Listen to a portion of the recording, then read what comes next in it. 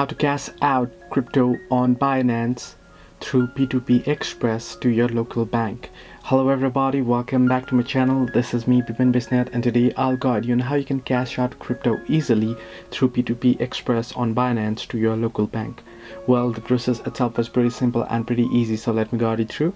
First things first, what you can do is you can simply open up your Binance and head over.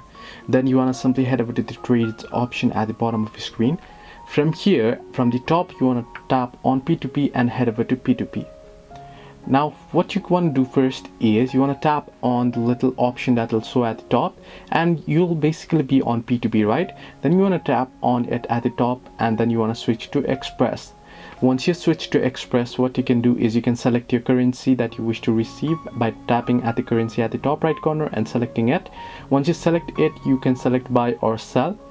Here you can see you want to sell, right? Then you want to select on the particular crypto token and then select what you wish to sell. So I'll just select BTC for here now. Then you can select how much you want to sell.